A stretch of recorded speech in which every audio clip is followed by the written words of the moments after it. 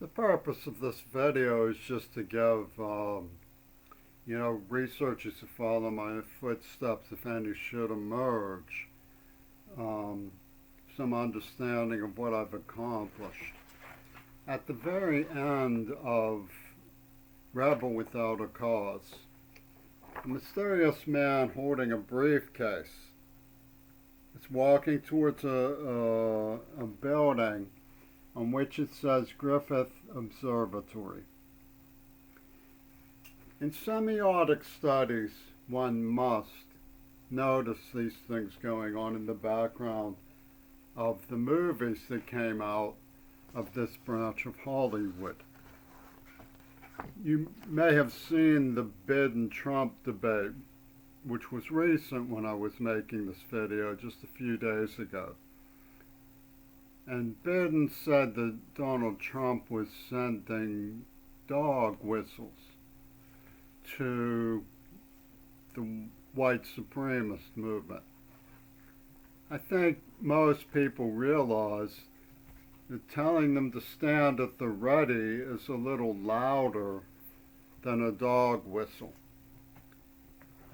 Some of the images that have been around for a long time don't get topically discussed as much as would suit the purpose of understanding what happened. Includes a picture of John Wayne in a mess hall with Lee Harvey Oswald in the background.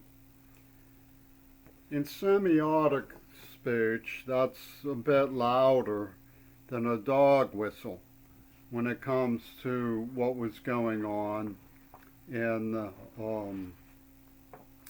these movies.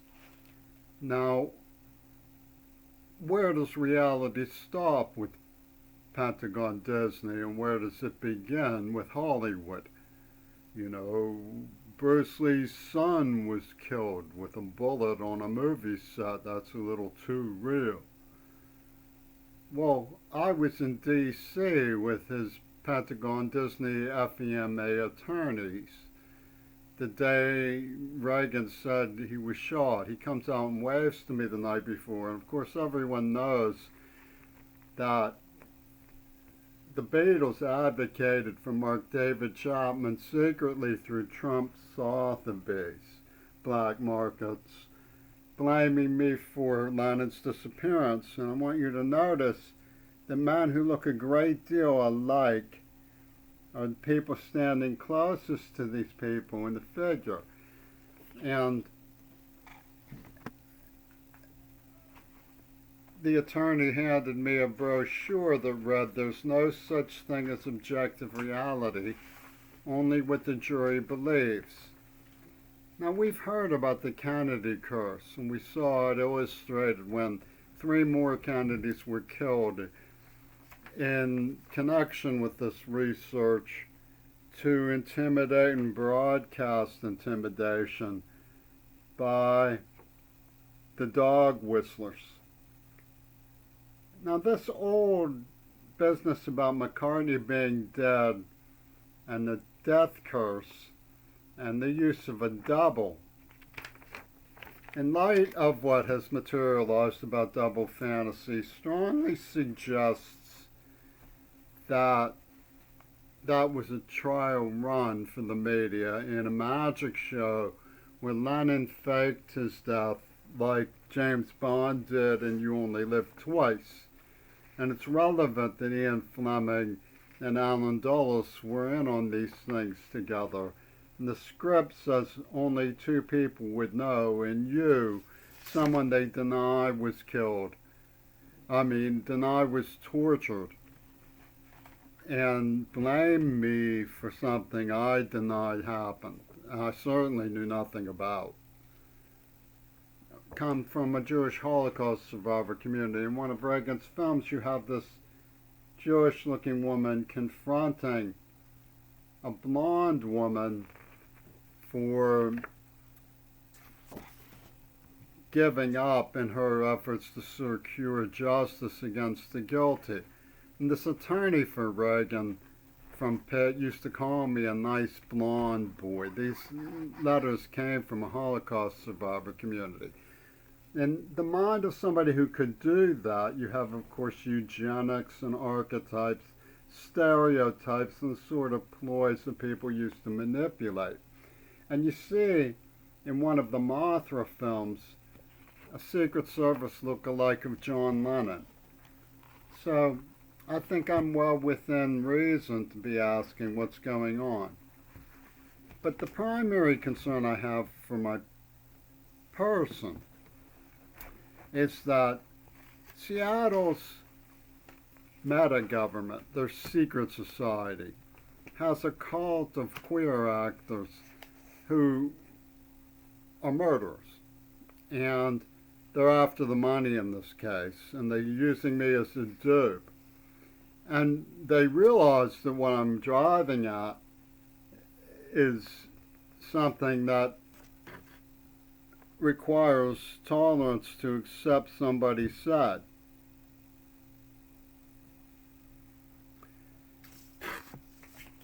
But one of the most mystifying things about it is that way that they seem to be saying or suggesting that they're in the right. I can't see how they could possibly say that in killing more Kennedys in defense of the people who released the AIDS virus, and which is what my research shows, and claim that they're in the right.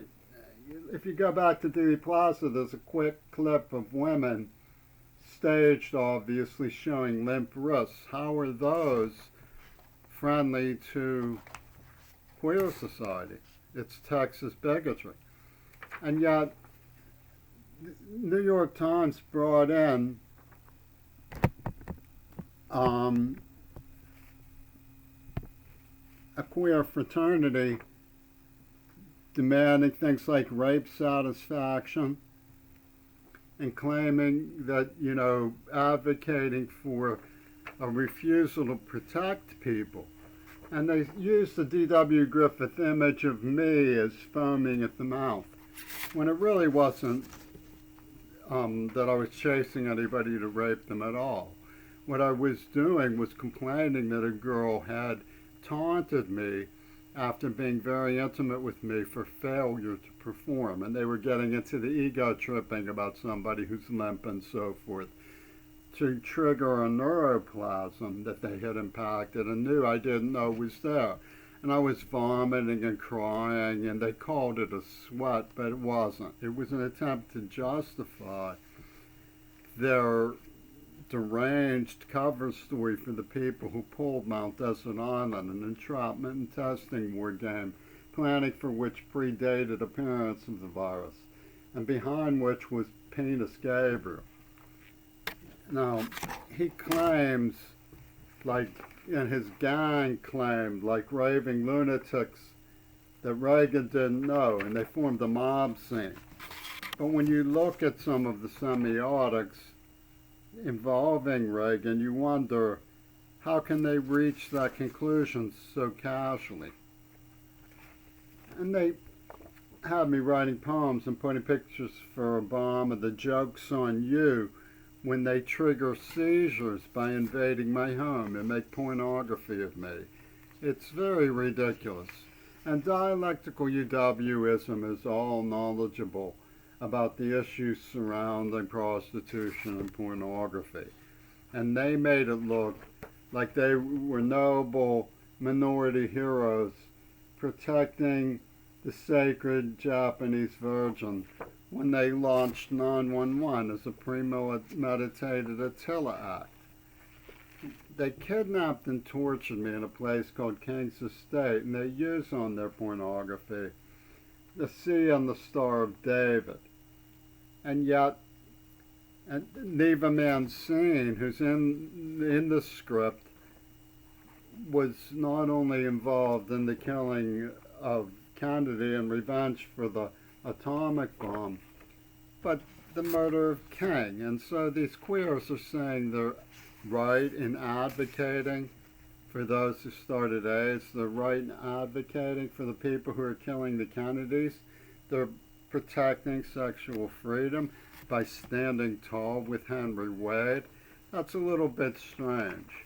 you know, and I think people should get a picture of what's really going on in Dallas and what's really going on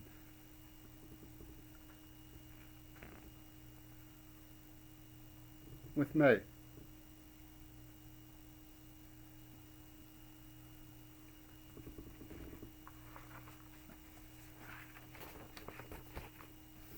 What gives with these ridiculous murderers in Seattle that they would help people who did this and then say they're defending the victims?